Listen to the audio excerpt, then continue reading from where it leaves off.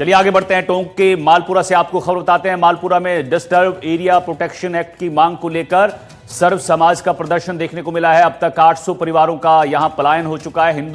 हिंदुओं के पलायन को रोकने की मांग की जा रही है। सर्व समाज ने इकट्ठा होकर रैली निकाली है। सीएम के नाम यहां पर ज्ञापन भी सौंपा गया है। तो बड़ी खबर आपको टोंक के मालपुरा से बता रहे हैं। मालपुरा से यहां पर हिंदुओं का जो पलायन है उसको रोकने के लिए तस्वीरों में आप देख रहे हैं लोग इकट्ठा हुए हैं, प्रदर्शन कर रहे हैं, रैली कर रहे हैं और मुख्यमंत्री के नाम ज्ञापन सौंपा है।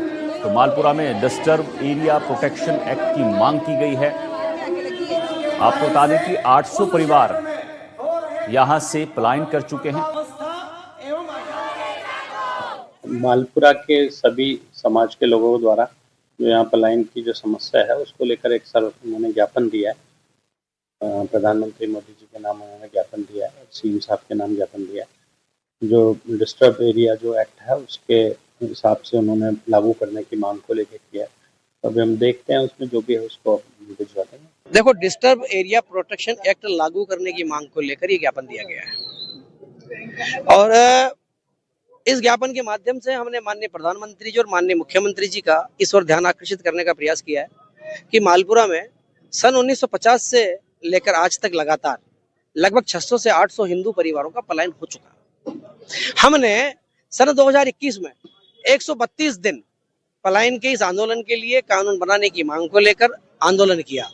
अनशन चला, लगातार धरना चला 132 दिन तक और हमने आंदोलन किया। उस आंदोलन के दरमियान हमने जो पहला ज्ञापन दिया उस ज्ञापन में हमने इस बात का खुलासा किया कि आखिर मालपुरा में पिछले 75 वर्षों में 600 से 800 हिंदू परिवारों का पलायन क्यों हुआ। मालपुरा के अंदर आजादी के बाद से लेके अब तक लगभग ऐसा 700 से 800 परिवार जो सीमावर्ती जिसे इलाका कहा जाता है, जहाँ पे दो समुदायों की जो निकटवर्ती बस्ती है ना, सीमा मिलती है, वहां से लगभग ऐसा 700-800 परिवारों ने वहां से शिफ्ट होकर वहां से पलायन करके नई कॉलोनियों में शिफ्ट हो गए हैं।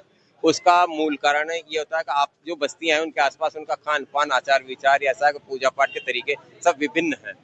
और मालपुरा के अंदर आजादी के पास से लेकर लगभग 60-70 से ज्यादा यहाँ पर सांप्रदायिक दंगे हो चुके हैं। उन सबको लेकर एक आम जन के अंदर असुरक्षा की भावना पैदा होती है। उससे बचने के लिए सारे लोगों ने नई कॉलोनी में शिफ्ट कर लिया। इसी वजह से पलायन की स्थितियां मालपुरा के अंदर बन रही है। डिस्टर्ब एरिया प्रोटेक्शन एक्ट की मांग इसीलिए की गई है कि धीरे धीरे पलायन जो पिछले करीब लगातार 70 से 75 वर्षों से लगातार जारी है, लेकिन पिछले कुछ समय से, पिछले करीब 20 वर्षों से तो बहुत ही ज्यादा, जब 2006 का जो यहाँ पे विवाद हुआ उसके बाद तो बहुत ज्यादा पलायन हो गया है। करीब 600 से 800 परिवारों का पलायन हो चुका है और जिसमें हमारे जो है हिंदू सनातन धर्म के कई मंदिर भी खत्म हो चुके हैं, क्योंकि समाज के लोग ही उस बस्ती से पलायन कर चुके हैं। तो वहां से जो उनके मंदिर थे वहां से मूर्तियां और भगवान भी कहीं अन्यत्र शिफ्ट हो चुके हैं। रवीश टेलर हमारे सहयोगी टोंक से हमारे साथ जुड़ गए हैं। रवीश, मालपुरा में डिस्टर्ब एरिया प्रोटेक्शन एक्ट की मांग की जा रही है। आज प्रदर्शन किया गया, मुख्यमंत्री के नाम यहां ज्ञापन भी सौंपा गया। जरा समझाइए कि ये पलायन करने को क्यों मजबूर है हिंदू परिवार यहां पर। देखिए अनिल, सबसे महत्वपूर्ण बात यही है कि डिस्टर्ब एरिया प्रोटेक्शन एक्ट की मांग जो है मालपुरा में पहली बार नहीं उठी। इससे पहले भी लंबा धरना प्रदर्शन हो चुका है। इसके पीछे एक बड़ी वजह निकल के आती है। जो क्षेत्र है जहां से लगभग 800 परिवारों के पलायन की बात है, जहां मकानों पे आज भी ताले लगे हुए हैं, ऐसी सूरत इसलिए बनी है कि 1992 और उससे पहले जो है उसका इतिहास बताता है कि मालपुरा एक अति संवेदनशील क्षेत्र इसलिए है कि कई बड़े दंगों की जो है गवाह बना है मालपुरा। कई हत्याएं हुई है और यही नहीं, आज भी जो धार्मिक आयोजन होते हैं, चाहे कावड़ निकलने की बात हो, हजारों पुलिसकर्मी लगाकर जो है उन कावड़ यात्राओं को निकाला जाता है। तो कुछ क्षेत्र विशेष ऐसे हैं जहां पर रहना भी मुश्किल है। खान पान की बात नहीं है, लेकिन वहां गुंडागिर्दी या दादागिरी का आलम ये है कि कई लोग जो है अपने मकान बेचकर उस पर निकल गए हैं। ऐसी सूरत में मालपुरा से आवाज उठ रही है। ठीक है, बहुत बहुत शुक्रिया रवीश आपका इस जानकारी के लिए। चलिए आपको सीधे झालावाड़ ले चलते हैं, जहां महिला सशक्तिकरण सम्मेलन चल रहा है। मुख्यमंत्री भजनलाल शर्मा कुछ कह रहे हैं, सुनाते हैं आपको। साहब को भी कि उन्होंने इतना अच्छा यहाँ पार्क भी डेवलप कर रखा है, गौशाला भी है और बायोगैस संयंत्र भी है। मैं निश्चित रूप से देख रहा हूं कि इस बॉर्डर पर जिस तरह से उन्होंने काम किया उनको भी मैं धन्यवाद देना चाहता हूं। भाई और बहनों, आज इस सम्मेलन में मातृशक्ति के बीच जो कार्यक्रम है, निश्चित रूप से मैं बहुत गौरवान्वित हूं। इतनी बड़ी संख्या में मैं मातृ शक्ति का जो आशीर्वाद मिला है, निश्चित रूप से उससे मैं धन्य हुआ हूं।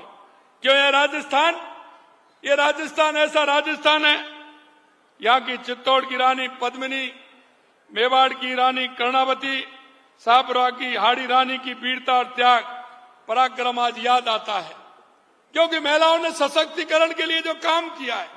और आज हम देखते हैं इन माताओं के पराक्रम से ही अपना राजस्थान सुरक्षित हुआ है। इन माताओं के शौर्य से ही अपना राजस्थान आगे बढ़ा है। इन माताओं की वीरता अपना राजस्थान वीरभूमि भी बना है। और इन माताओं की प्रेरणा लेकर अपना राजस्थान समृद्ध हो रहा है।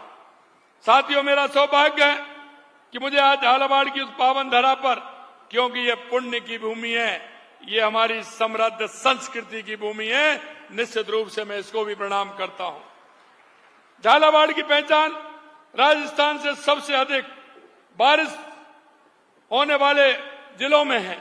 इसको राजस्थान का चेरा पूंजी भी कहा जाता है।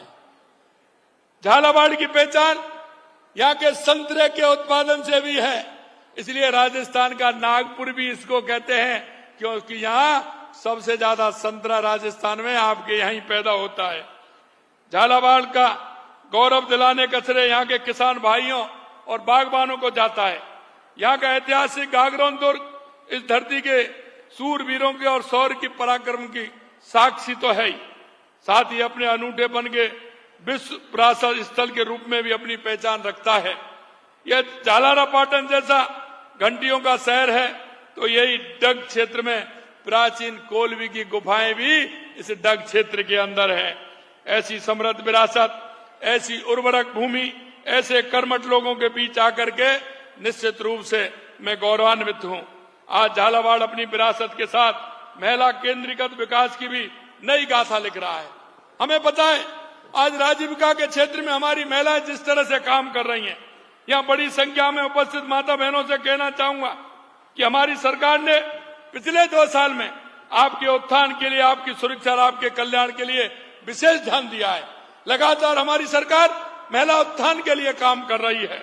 हमारी सरकार के गौरवशाली 2 वर्ष पूर्ण होने के अवसर पर प्रदेश के विभिन्न हिस्सों में जाकर आप देखेंगे, गरीब, युवा, महिला, किसान को लेकर के हम साथ चलते हैं, क्योंकि हमारी महिला अगर आगे बढ़ेगी तो हमारा प्रदेश आगे बढ़ेगा, हमारा देश आगे बढ़ेगा, हमारा गांव आगे बढ़ेगा, हमारा जिला आगे बढ़ेगा। अगर हम युवा को लेकर के चलेंगे तो निश्चित रूप से हमारा प्रदेश और देश आगे बढ़ेगा। हमारी महिला, हमारा किसान, हमारा गरीब, अगर हमारा किसान के जीवन में समृद्धि आएगी, उसकी आंखों में चमक आएगी, तो निश्चित रूप से हमारा किसान आगे बढ़ेगा, तो हमारा प्रदेश आगे बढ़ेगा। इसी तरह हमारा गरीब भाई, जिसको अगर काम मिलेगा, अगर उसके काम उसको मिलेंगे, तो निश्चित रूप से हमारा गरीब भी आगे बढ़ेगा। आज का ये कार्यक्रम केवल एक सम्मेलन नहीं है, ये नारी शक्ति का सम्मान का उत्सव ही है। मेरा सौभाग्य है कि आज महिला सम्मेलन में के माध्यम से विभिन्न योजनाओं, लाभार्थी माता बहनों को लाभ हस्तांतरण करने का, जिले में संबंधित विभिन्न विकास कार्य का शिलान्यास और लोकार्पण करने का अवसर भी मिला है।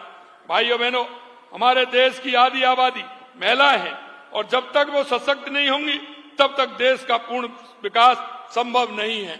और आप सभी जानते हैं हमारी संस्कृति के अंदर हमारी महिलाओं का क्या स्थान है। आपको पता है, सबसे पहले हम मंच पर कार्यक्रम स्टार्ट करने से पहले हमने मां सरस्वती का आशीर्वाद लिया। अगर हमें बुद्धि और विवेक की आवश्यकता है तो मां सरस्वती के पास हमने जाना पड़ेगा। अगर हमें लक्ष्मी की जरूरत है, पैसे की जरूरत है, तो मां लक्ष्मी के पास जाना पड़ेगा। और अगर हमें शक्ति की जरूरत है तो मां दुर्गा के पास जाना पड़ेगा। मैं कहता हूं, आज मुझे हमारी माता बहनों में ये तीनों स्वरूपा दिखती हैं। मैं ऐसी माता बहनों को प्रणाम करता हूं। महिला समाज की रीढ़ है, परिवार का आधार है और राष्ट्र निर्माण की सच्ची शिल्पकार है। वो भी मैं बताना चाहता हूं कैसे है। जब एक महिला शिक्षित होती है तो पूरा परिवार शिक्षित होता है। जब एक महिला आर्थिक रूप से सशक्त होती है तो पूरा समाज मजबूत होता है। जब हम महिला सशक्तिकरण की बात करते हैं तो हमें सबसे पहले ग्रामीण महिलाओं को याद करना चाहिए, क्योंकि आप देखते हैं, और मैं माता बहनों आपसे विशेषकर मैं कहना चाहता हूं, ये महिलाएं सिर्फ घर नहीं संभालती, ये खेती बाड़ी का काम भी पूरी तरह से संभालती हैं और अपना अमूल्य योगदान देती हैं। आप सब जानती हैं, सुबह सूर्य उगने से पहले जगती हैं, 4 बजे जगती हैं, पूरा दिन भर काम करती हैं और सबसे बाद सोती हैं। ये अगर कोई हिम्मत है तो हमारी माता बहनों के अंदर है। और मैं आपसे ये भी कहना चाहता हूं, ये सुबह सूरज निकलने से पहले उठ जाती हैं, घर के परिवार की देखभाल करती हैं, मवेशियों की देखभाल करती हैं, खाना भी बनाती हैं, नाश्ता भी बनाती हैं और छोटे बच्चों को स्कूल के लिए तैयार करती हैं और खेती में काम भी करती हैं।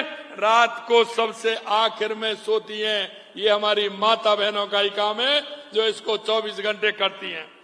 राजस्थान की ग्रामीण महिलाएं सिर्फ घर भी नहीं संभालती बल्कि खेती किसानी में अमूल्य योगदान देती हैं।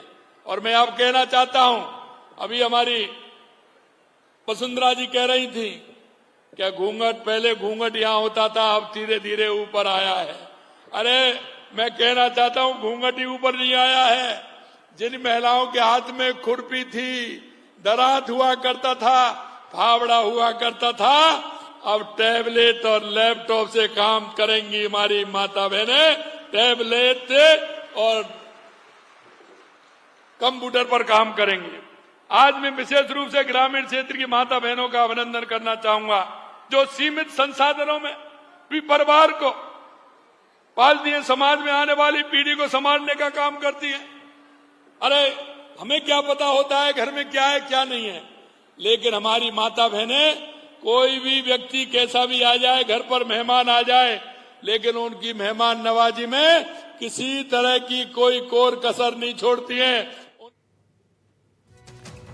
चलिए आगे बढ़ते हैं। बीकानेर से आपको इस वक्त की बड़ी खबर बताते हैं, जहां पीडब्ल्यूडी इंजीनियर से मारपीट पर आक्रोश देखने को मिला है। कर्मचारी और अधिकारी एकजुट हुए हैं। दोषियों के खिलाफ यहां पर सख्त कार्रवाई की मांग की जा रही है। कर्मचारी अधिकारियों ने मौन जुलूस यहां पर निकाला है, शांतिपूर्ण ढंग से अपना विरोध दर्ज कराया है। अधिशासी अभियंता पंकज सोलंकी ने कहा कि अजमेर में एक्सईएन के साथ मारपीट करने वाले आरोपियों को तुरंत गिरफ्तार कर उन पर मामला दर्ज किया जाए। साथ ही फील्ड में काम करने वाले तकनीकी अधिकारियों और कर्मचारियों को सुरक्षा प्रदान की जाए ताकि वो बिना किसी डर के राजकार्य को पूरा कर सकें। यदि सरकार और प्रशासन ने जल्द ही ठोस कदम नहीं उठाए और कर्मचारियों को सुरक्षित वातावरण प्रदान नहीं किया तो प्रदेश स्तर पर उग्र आंदोलन किया जाएगा।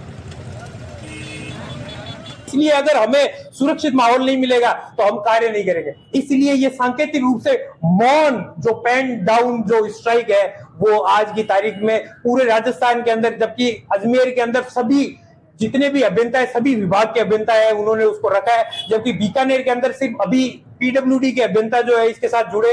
अगर ये आगे इन बातों को नहीं रखा जाएगा, नहीं समझा जाएगा तो हो सकता है इसको आगे बढ़ा करके हम सभी इंजीनियर को, सभी विभाग के इंजीनियर से अनुरोध करेंगे कि वो हमारे साथ में आए और इस बात को आगे से आगे और वहां हमारे जो है ऊपर लेवल तक पहुंचाया जाए और हमारे दर्द को समझा जाए। इसी विरोध के साथ में धन्यवाद।